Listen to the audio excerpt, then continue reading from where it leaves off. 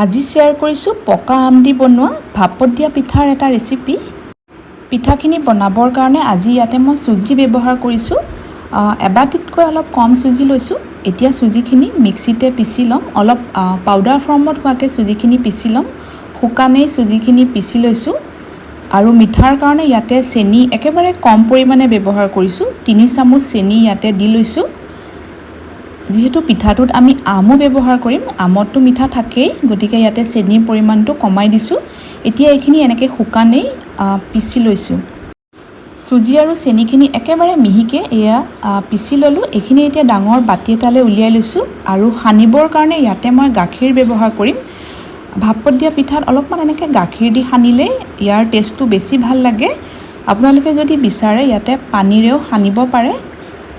আৰু সানিবৰ কাৰণে ইয়াতে বহুত বেছি গাখীৰো ব্যৱহাৰ হোৱা নাই, প্ৰায় আধা বাতি গাখীৰেই ইয়াত ব্যৱহাৰ কৰিছোঁ। গাখীৰখিনি গৰম গাখীৰ নহয়, আগতীয়াকৈ গৰম কৰি ঠাণ্ডা কৰি লোৱা গাখীৰ। গাখীৰখিনি দিয়াৰ পাছত এতিয়া গোটেইখিনি খুব ভালদৰে মিক্স কৰি লৈছোঁ।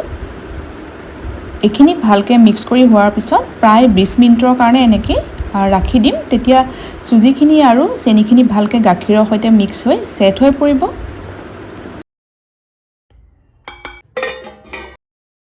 পিঠাখিনি ভাপত দিবৰ কাৰণে এনেকুৱা সৰু সৰু চাইজৰ ষ্টীলৰ বাতি ব্যৱহাৰ কৰিছোঁ। যিকোনো ধৰণৰ কেকৰ টিন বা ষ্টীলৰ টিফিন নাইবা আপোনালোকে নিজৰ সুবিধা অনুসৰি ষ্টীলৰ কাঁহীটো খুব ধুনীয়াকৈ এই পিঠাটো ভাপত দিব পাৰে আৰু ইডলি ষ্টেণ্ডতো খুব সহজতে বনাব পাৰিব। অকণমান ঘিউ বা এনেকৈ তেল সানি ল'লে পিঠাটো উলিয়াবৰ কাৰণে সহজ হ'ব। গতিকে অকণমান মই ঘি দি গোটেইকেইটা বাতিতে এনেকৈ ভালদৰে সানি লৈছোঁ। আৰু চুজিখিনি আমাৰ ঢাকি ৰখাও 20 মিনিট সময় হৈ গৈছে। চুজিখিনি আগতকৈ খুব কোমল হৈ পৰিছে। এনেকৈ আগতীয়াকৈ চুজিখিনি মিক্সিত পিচি ল'লে পিঠাকেইটাও খুব কোমল আৰু মিহি হয়। এটা মই পকা আম লৈছোঁ, পকা আমটো মিক্সিতে পিচি ল'লোঁ। প্ৰায় আধা বাতিমান আম হৈছে। এতিয়া সেই পিচি লোৱা আমখিনিও ইয়াতে দি লৈছোঁ। ভাপত দিয়া পিঠাত অকণমান ঘিউ দিলে ইয়াৰ টেষ্টটো খুব বেছি ভাল হয়, গোন্ধৰ লগতে টেষ্টটো ভাল হয়। গতিকে যেতিয়া মই ভাপত দিয়া পিঠা বনাওঁ ইয়াতে ৰিফাইন তেলৰ সলনি ঘিউহে ব্যৱহাৰ কৰোঁ। ইয়াতে 2 চামুচ ঘিউ ভালদৰে গলাই ঠাণ্ডা কৰি লোৱাৰ পিছত ইয়াতে ঘিউ 2 চামুচ দি ল'লোঁ। এতিয়া গোটেইখিনি খুব ভালদৰে মিক্স কৰি লৈছোঁ। ভালদৰে মিক্স কৰি লোৱাৰ পিছত এয়া আমাৰ বেটাৰটো ভাপত দিবৰ কাৰণে ৰেডি হৈ গ'ল। এনেকৈও আপোনালোকে খুব ধুনীয়াকৈ ভাপত দিব পাৰে। এতিয়া ইয়াতে মই আৰু 2বিধ সামগ্ৰী ব্যৱহাৰ কৰিছোঁ, তেতিয়া ইয়াৰ টেষ্টটো আৰু অকণমান বেছি টেষ্টি হয় পিঠাকেইটা। ইয়াতে মই শুকান নাৰিকলৰ গুড়ি ব্যৱহাৰ কৰিছোঁ, প্ৰায় 2 চামুচমান হ'ব। ইয়াতে শুকান নাৰিকলৰ গুড়ি আৰু লগতে আধা চামুচ বেকিং পাউডাৰ দিছোঁ। বেকিং পাউডাৰৰ সলনি আপোনালোকে ইয়াতে অকণমান ইনো বা বেকিং ছ'ডাও দিব পাৰে।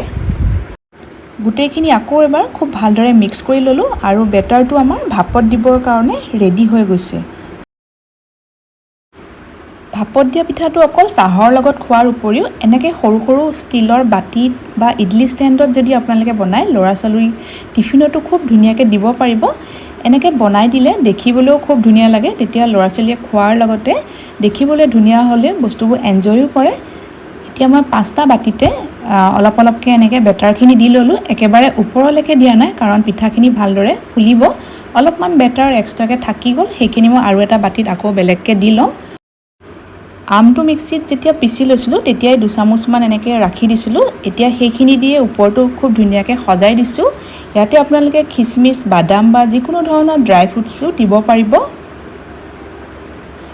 আৰু পিঠাকেইটা আমাৰ ভাপত দিবৰ কাৰণে ইয়াতে মই কেৰাহী এখনতে এনেকৈ এডাল ষ্টেণ্ড দি খুব ভালদৰে পানীখিনি উতলিব দিলোঁ। খুব সাৱধানে এতিয়া বাতিকেইটা ইয়াতে বহুৱাই দিছোঁ আৰু গেছৰ ফ্লেমটো ল'ৰ পৰা মিডিয়ামৰ মাজত ৰাখি 15 মিনিটৰ কাৰণে এইকেইটা সিজিবলৈ দিলোঁ। বাকী ৰৈ যোৱা বেটাৰখিনি এনেকৈ চচপেনতে দি ভাপত দি ল'লোঁ। এতিয়া মই 15 মিনিটৰ পিছত চেক কৰিব লৈছোঁ শলাডাল ভৰাই। শলাডাল ভৰাই চাওঁতে অলপো কেঁচা বেটাৰ লাগি অহা নাই, তাৰমানে মোৰ পিঠাকেইটা ৰেডি হৈ গৈছে। যদি কেঁচা বেটাৰ লাগি আহে তেতিয়া আৰু 5 মিনিটৰ কাৰণে ভালকৈ ভাপত দি ল'ব। খুব কোমল হৈছিলে আৰু আম দিয়াৰ কাৰণে ইয়াৰ টেষ্টটোৰ লগতে গোন্ধটোও খুব ধুনীয়া হৈছে।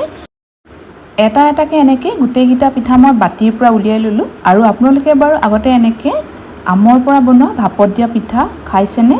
যদি আগতে এনেকৈ বনোৱা নাই এবাৰ ট্ৰাই কৰি চাব।